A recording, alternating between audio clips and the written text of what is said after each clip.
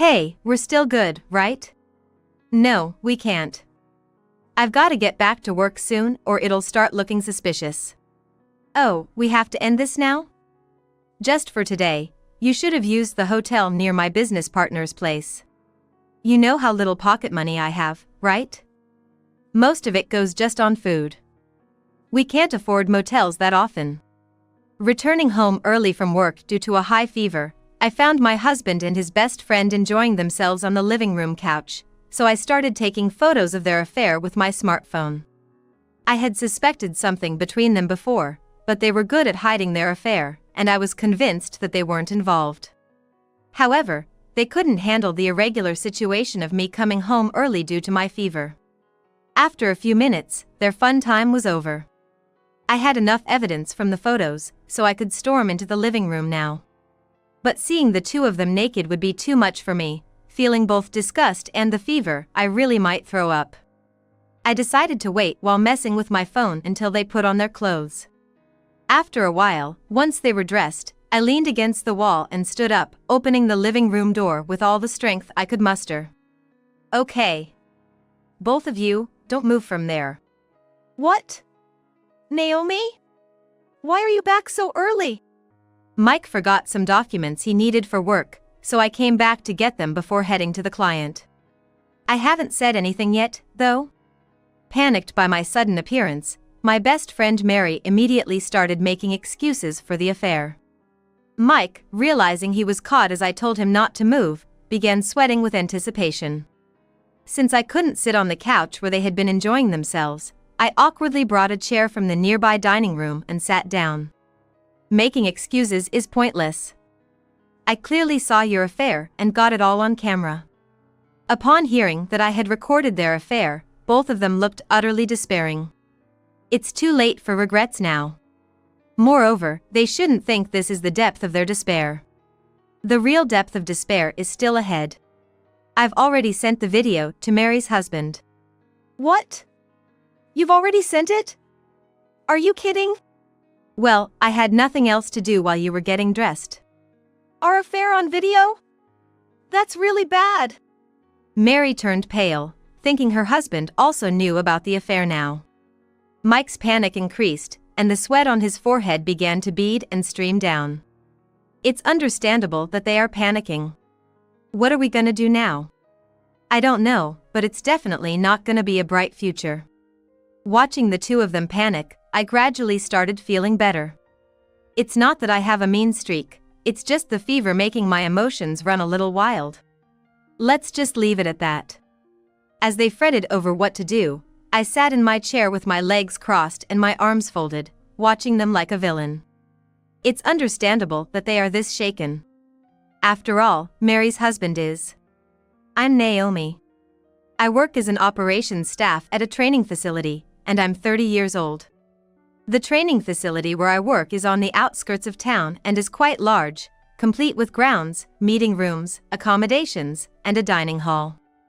I handle various tasks there, including office work and reception. There's no training facility nearby as big as ours, and local companies typically hold their new employee trainings at our facility. Thus, the period around the hiring season gets busy with continuous calls from companies.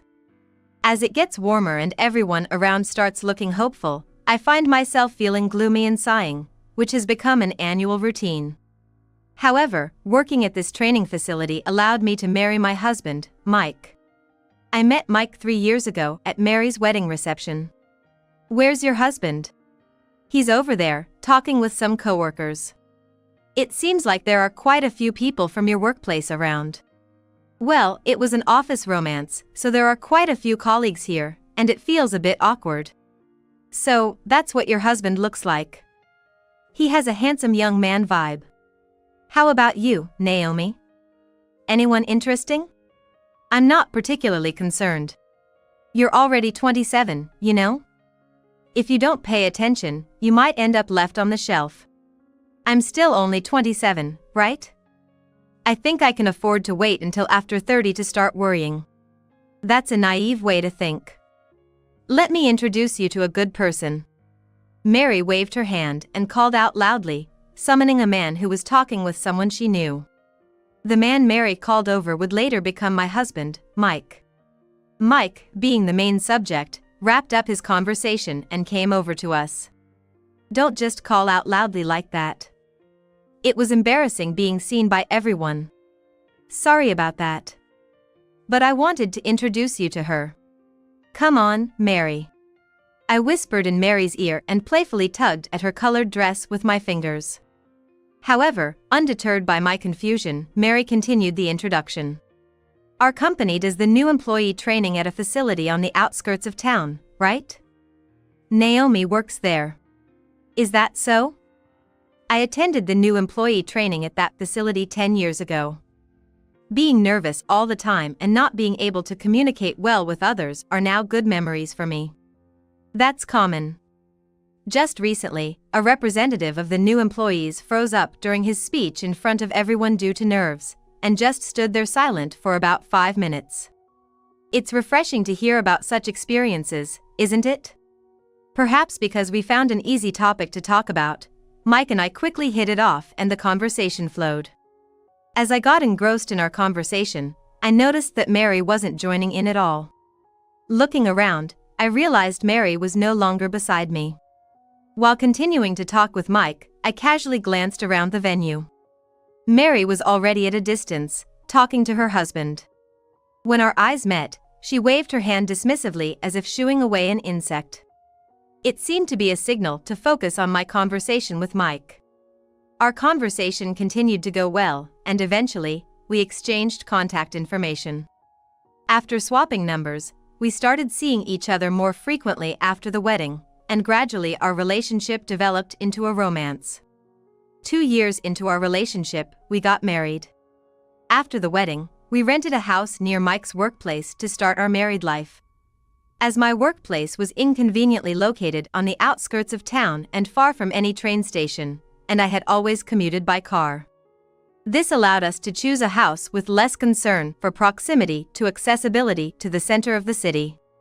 1 year into our marriage, Mike and I are leading a trouble-free married life. If there were any issue to address, it would be that we need to start seriously thinking about having children soon. I thought this was the only concern, but I was mistaken. A much bigger problem had already occurred. After I got married, my best friend started coming over to our house often. The other day, I was supposed to meet a senior colleague outside, but he was late because of a prior engagement.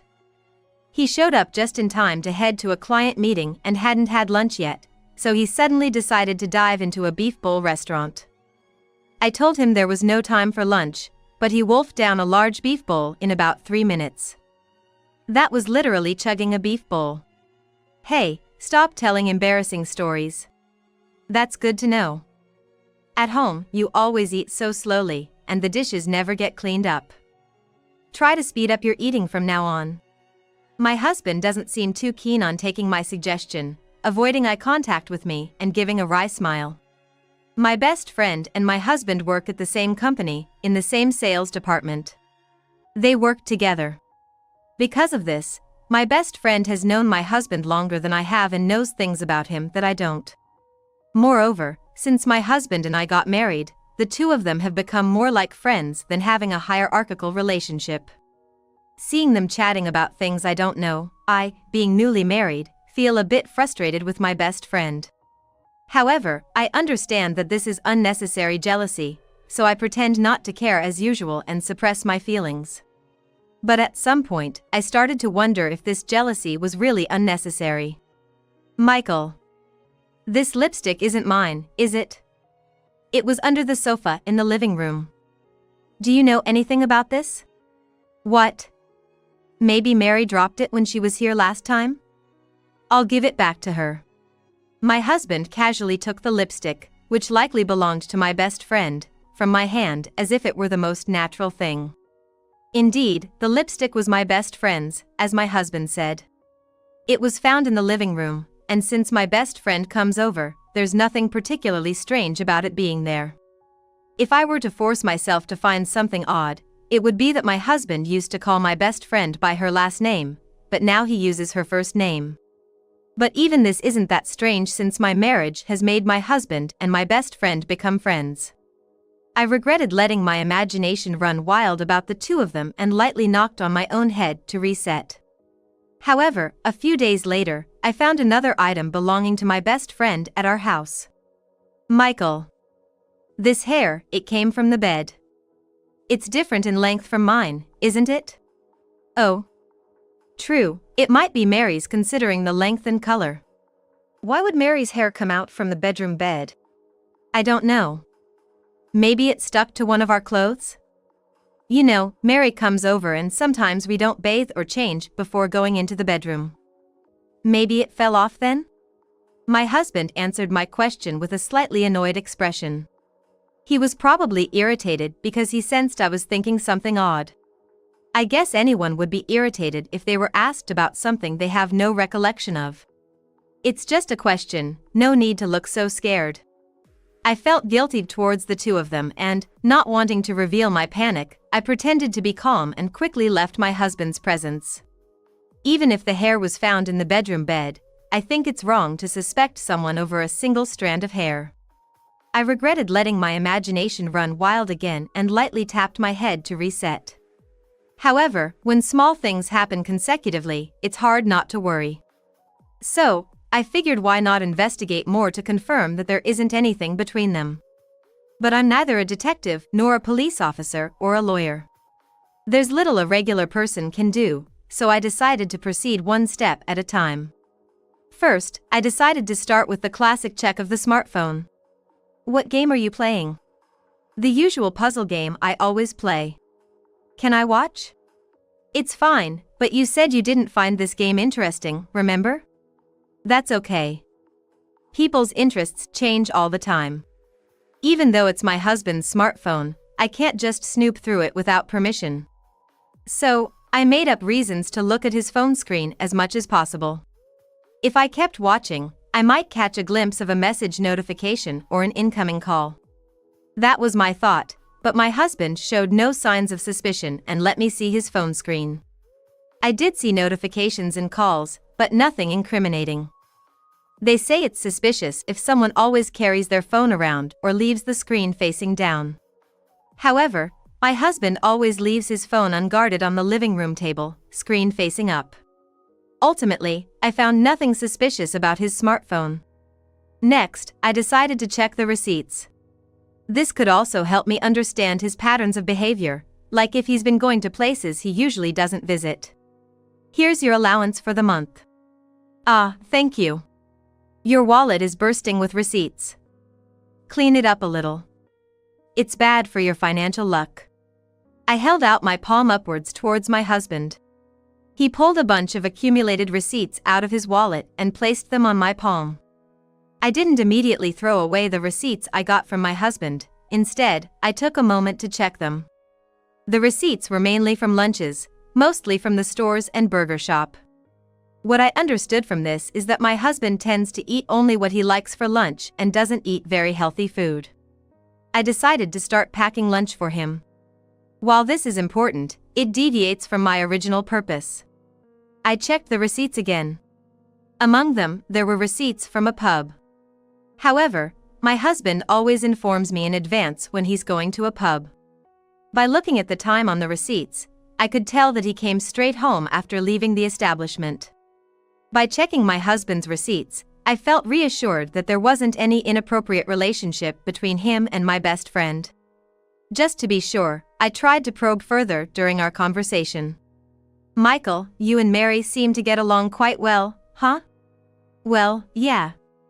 We've been working together since she joined the company, and now we work side by side. You guys get along well, but it never turned into a romantic relationship? Being good colleagues and being good in a romantic way are different, right?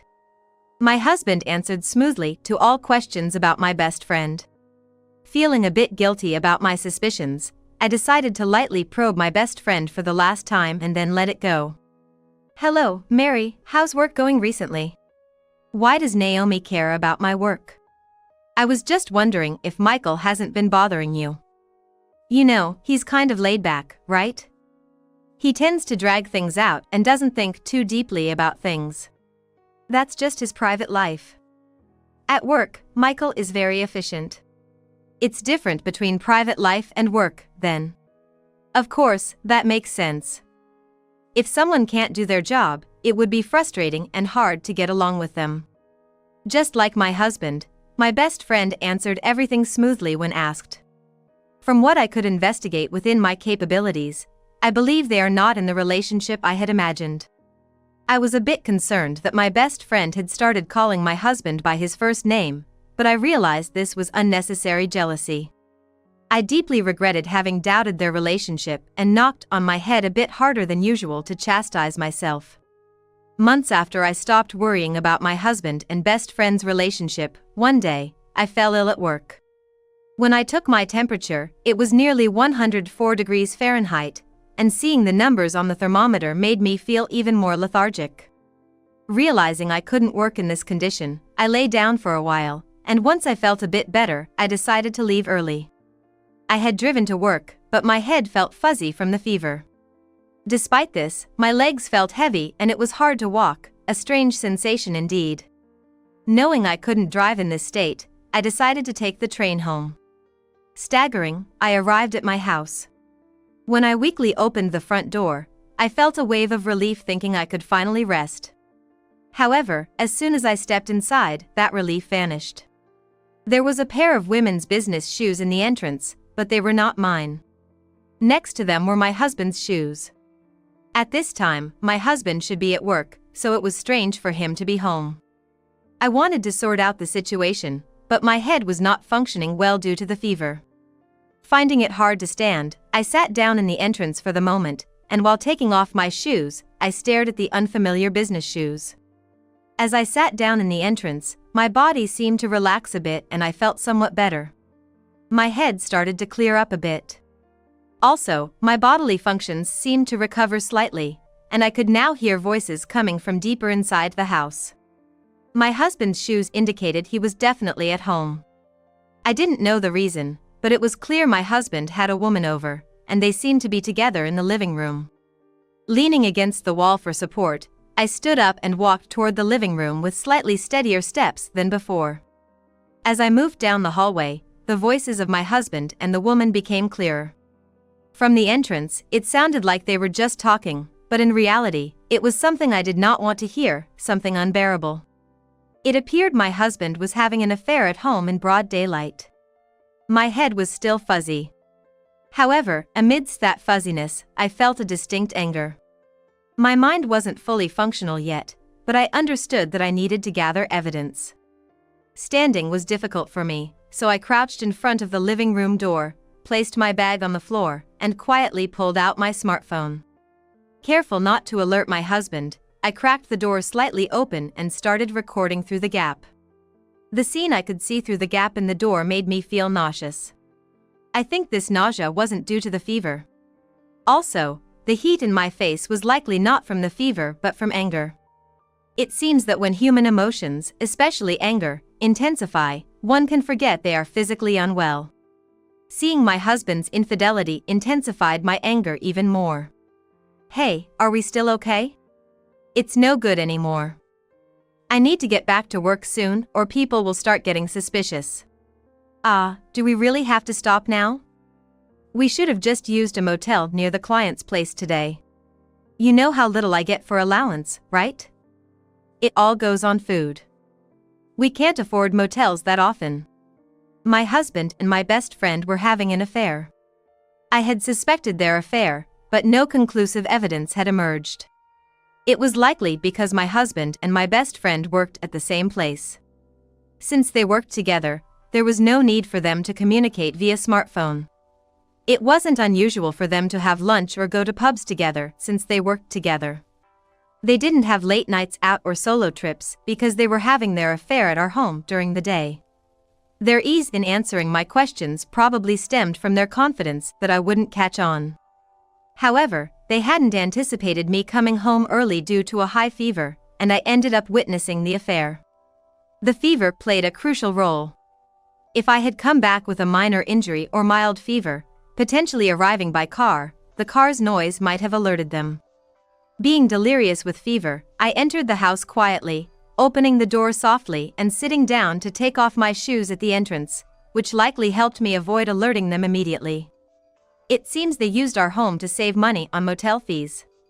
Since it was daytime, they probably pretended to be out on sales visits but skipped work to enjoy themselves at home. I think they came to our house under the guise of visiting clients. Fueled by anger, I momentarily forgot about my physical unwellness. In fact, the combination of anger and fever seemed to make my brain work like a steam engine, operating faster than usual. Despite all these thoughts, probably only a minute had passed. A few minutes later, their fun time was over. Having captured enough evidence, I could have stormed into the living room right then. However, seeing them naked could genuinely make me vomit due to a combination of disgust and fever. I decided to wait while playing with my smartphone until they were dressed. After a while, once they had changed, I leaned against the wall to stand up and opened the living room door with all the strength I could muster. Okay, both of you, don't move from there. What? Naomi? Why are you home at this hour? Michael forgot some documents he needed for work, so I came to pick them up before heading to the client. I haven't said anything yet. Caught off guard by my sudden appearance, my best friend immediately started making excuses for the affair. Realizing he had been caught in the act of infidelity after I told them not to move, my husband started sweating profusely. Since I couldn't bring myself to sit on the couch where they had been enjoying themselves, I hauled a chair from the dining room next to it and sat down. Making excuses is useless. I saw your affair and I've got it all recorded. Upon hearing that I had recorded their affair, both their faces fell into despair. Regretting now is too late. Besides, they should not think this is the depth of their despair. The real depths of despair are yet to come. I've already sent the video I recorded to Mary's husband. What? You've already sent it? You're kidding. Well, I had some free time while you were getting dressed. You sent our affair video to Mary's husband? That's really bad. My best friend turned pale, realizing her husband also knew about the affair. My husband also became more panicked, and the sweat on his forehead began to drip down. Their panic seemed justified to me. Why would Naomi have your husband's contact information? Your husband works in HR, right? He dealt with me during the new employee training. I also handle reception duties, so I had his work contact. So you knew my husband originally? We only had work dealings, not really acquaintances. There was a time when we communicated frequently over phone and email for work, but I had never seen his face until your wedding when I said, so that's what your husband looks like. Sending an affair video to someone in HR. What are we going to do now? I don't know, but I'm sure it's not going to be a bright future. Watching their panic, I began to feel increasingly better. This isn't because I have a bad personality, but perhaps my emotions are running high due to the fever. Let's just say that. As the two of them discussed what to do next, I sat in the chair, crossed my legs and arms, and watched them like a demon overseeing their domain. After a while, my best friend came up with a response to the panic that seemed to satisfy her somewhat, as her mouth relaxed slightly. Hey, remember a few years ago someone else at work got caught cheating? Yeah, there was someone who resigned on their own after their affair came out. That person wasn't involved in an office affair, though, as I recall. They resigned on their own, but the company didn't take any action, did they? I asked your husband at the time why they didn't discipline them. What was the reason again? Adultery is a private matter, so the company can't discipline for it, they were informed. Also, I learned that accusing someone of adultery or exposing it could be considered defamation or even extortion, so you have to be careful.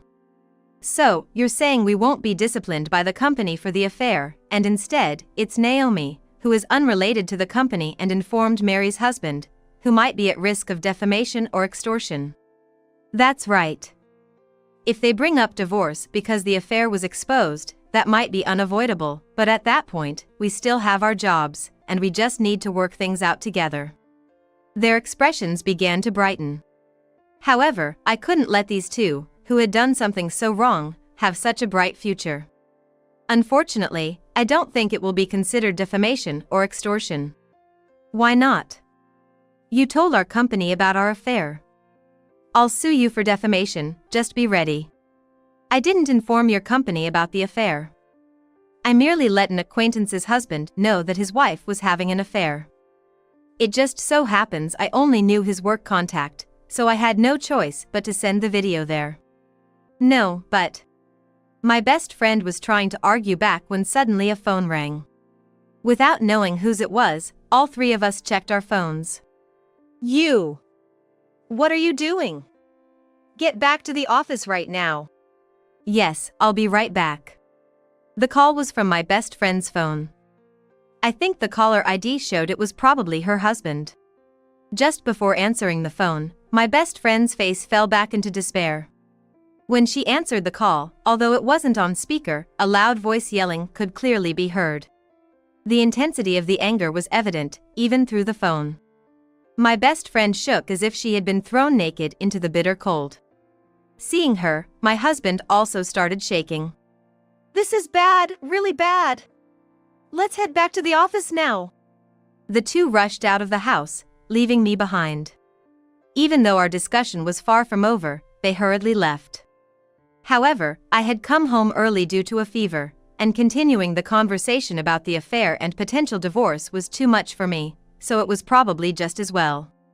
Still, I couldn't bring myself to sit on the sofa where the two had been enjoying themselves.